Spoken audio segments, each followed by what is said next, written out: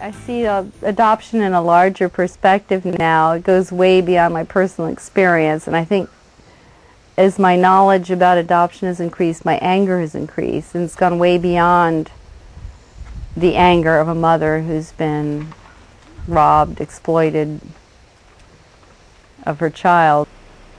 I think it developed for humanitarian reasons, and people had the best of intentions, but that it's evolved with something that's now an industry. It's a for-profit industry, and it's based on exploiting very vulnerable women and children and serving the needs of people who are what I would call consumers. They have the money, they have the political influence, they have the ability to get attention in the media, and they're getting all that now. Those prospective adoptive parents overwhelmingly would prefer healthy white infants. If they can't get that, they're going overseas to get children as close as possible to what they would have biologically. The children in foster care, mixed race, sibling groups are overwhelmingly under-adopted, and that's reflected in the, I can only call them price lists that I've gotten from adoption agencies, and friends have sent me as well, adoption agencies and adoption lawyers. And these price lists show very clearly that children who are seen as undesirable go much more cheaply or for free than children who are closer to that healthy white infant ideal. Bigger social problem of the commercialism of adoption, the profiteering that goes on, the mythologizing that the whole system is based on, the secrecy, of course, the conflicts of interest in adoption counseling, because most of the people who are counseling single pregnant women toward adoption are either pro-life agencies, anti-abortion type organizations, or profit-making institutions. The counselors get a cut of the profits if a baby is placed. If a baby isn't placed, they don't get profits. When you can look at the dollar signs and see how these children are valued, I think that says a lot, because it shows that they're valued by society in that way. And if adoption is seen as a solution for everyone, then why is it based on dollar signs, on who has the most money, on which children are the most desirable, according to a very clear set of expectations? One brochure even listed the cost of various sorts of adoptions, from special needs children to the newborn healthy white infant, and then if it said if none of these options suit you, then we can provide the services of women who are willing to become surrogate mothers. And I think that just shows really clearly what's going on in adoption. The children are being bought and sold like so much merchandise, and that this is not acknowledged publicly, but the whole process, the whole institution is seen as a positive, as something that benefits children, as something that moves children out of terrible circumstances into idealized two-family homes in America, land of the free, home of opportunity, at the cost of families who are in temporary difficulty. And that's how I see adoption, as a permanent solution to a temporary problem in most cases. As I became more and more involved and more aware, and I read the research, and I talked to a lot of very experienced adoption activists, including Jean Payton and Hal Agner and others who'd been in it for years and years, Margaret Lawrence, I realized that there was a lot more going on, and that it's going to continue indefinitely until the underlying causes of adoption are researched and eradicated. And I basically believe that adoption is an immoral, corrupt institution, and that it needs to be eradicated.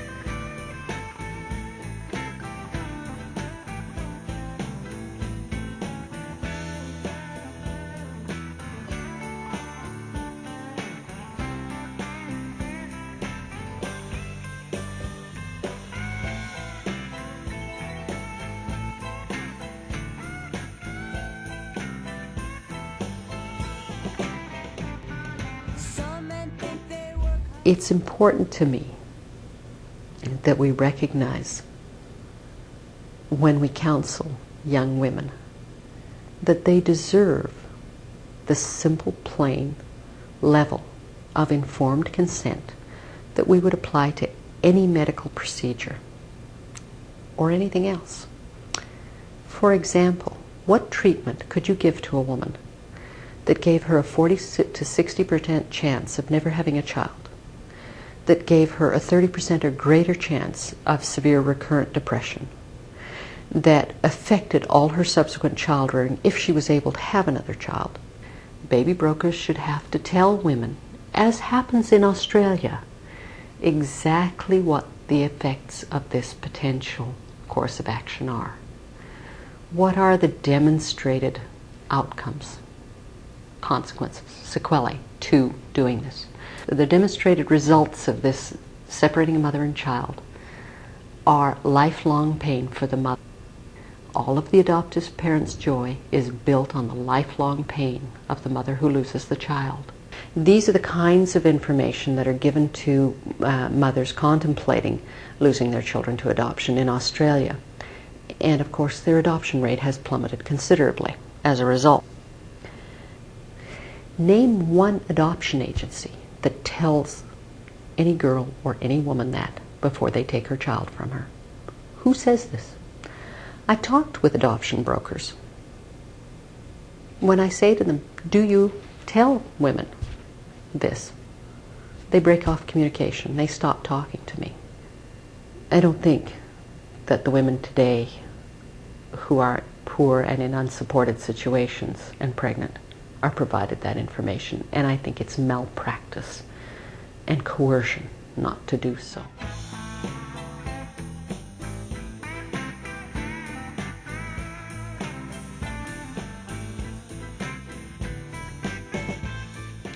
So the legal issues then around open records to me are quite clear. When I was 16 and I was losing my child, I didn't have an advocate there helping me to say, this is what you need to know. I didn't even get a copy of the document that I was signing. What legal contract don't you get your own copy of the document? There is no other contract that a minor can sign without legal representation and a representative, an advocate for herself. But I could sign at 16. And yet, at 20, when I was worried because my child's father had celiac disease, I didn't have the right to contact my son or his family and have him checked for a serious genetic disease. There are adoptees today who come close to for lack of genetic and medical information. But they have no right to contact the people who could give them that information, even though they're adults and the people they would like to contact are adults. And there is no bar in place under freedom of association. I lost the right to raise him, but I didn't lose the right to know him all his life, and I didn't lose the right of free association with him. The specter that's often raised is that we were promised confidentiality. I'm here to tell you that nowhere on my surrender papers does it tell me that I am going to be, my identity is to be kept confidential from my son. When the government changed the law and in the province he was born in, and he was able to get his birth name, nobody informed me that my son was being given the name that was his name at birth, which was also my name at the time he was born, and which was sufficient information for him to track me down. Where was the confidentiality promised me exactly? I'm a little uncrossed. So I'm here to say I wasn't promised confidentiality. I understood that I wouldn't know anything about my son, and that was part of the price of losing him. That was not the reward of losing him. Children who are relinquished, surrendered, lost to adoption, but who are never adopted, well, guess what? Those records are never sealed. So it's not for our protection, this confidentiality issue.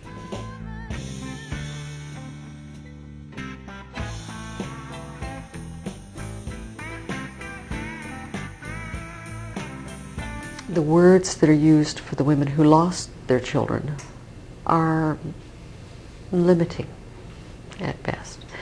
The term birth mother is in common use now, and for many of us it's come to be a word that limits our role in our children's lives to their birth.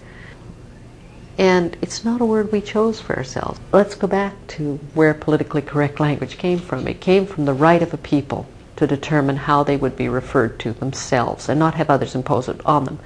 So we don't talk about Eskimo, we talk about Inuit. We don't talk about the Ojibwe, we talk about the Anishinaabe. We use the terms that people choose to call themselves. I don't choose to call myself a birth mother. My role in my son's life is not limited to his birth. For those of us who've lost children to adoption, how do we refer to ourselves? Well, I usually refer to myself as a mother who's lost a child to adoption.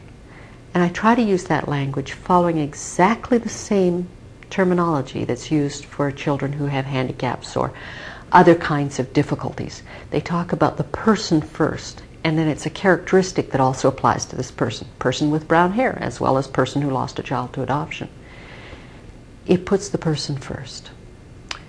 Other terms that many of us prefer are first mother, because in point plain fact, we are the first mother this child has, but not the only mother.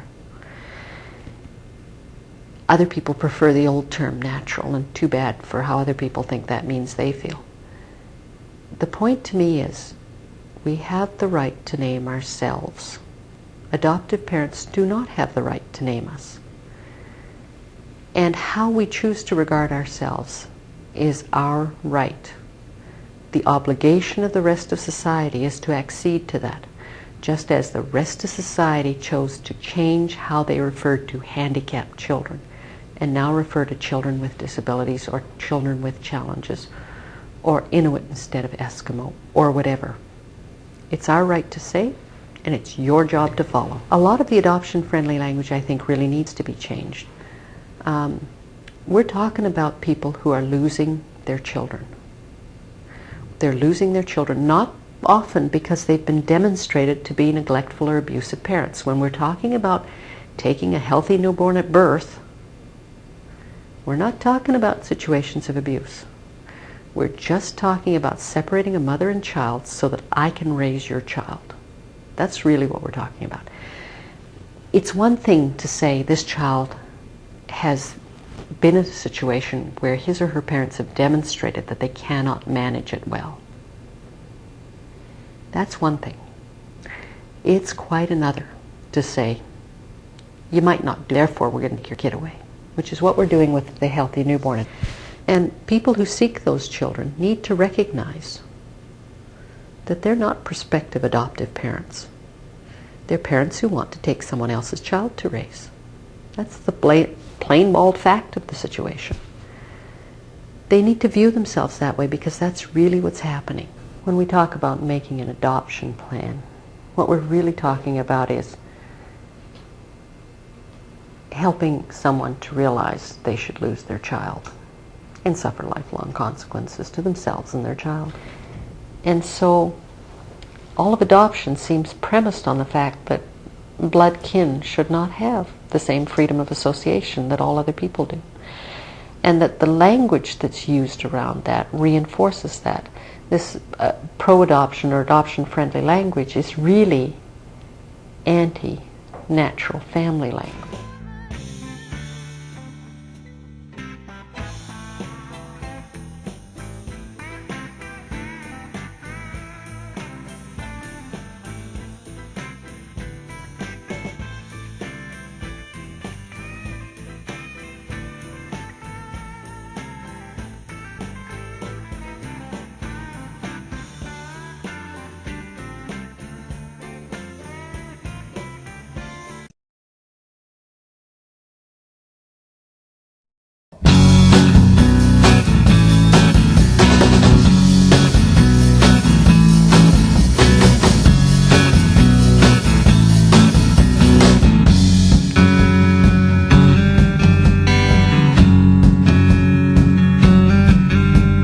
Walking through the back alley